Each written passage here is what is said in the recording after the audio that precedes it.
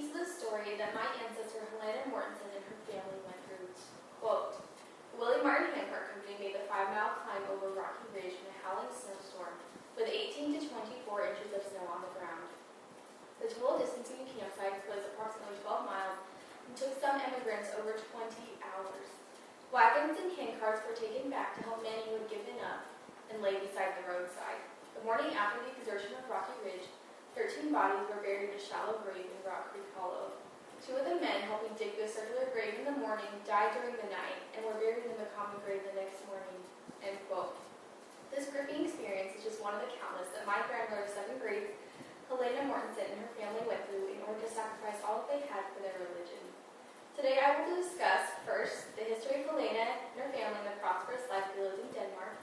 Second, the story of how they joined the Church of Jesus Christ of Latter-day Saints and how this led them to emigrate to America. Third, the beginning of the long journey they took to America and the trials that awaited them there. And fourth, the countless hardships that they experienced along the way.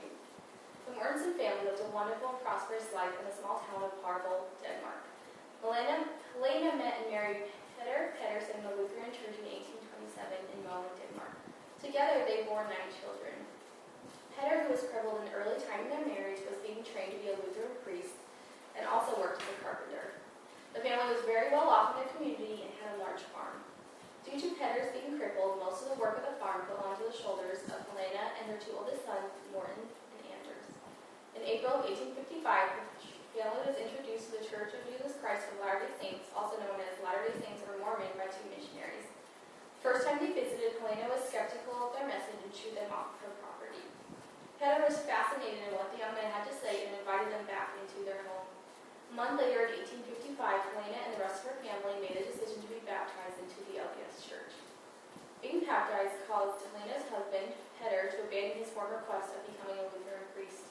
Helena's friends and neighbors soon began to persecute the family for their new beliefs. They decided to give up all they had to join the rest of the Latter-day Saints in America and settle in Utah. Before they left, an LDS mission president asked the family's oldest son, Morten, who was 21 years old, stay in Denmark and serve a 2-year mission. He promised the family that if their son served, they would all be protected and would be not to see each other once again. Much to Helena's dismay and worry of never seeing her son again, Morten decided to stay and serve a mission for the church.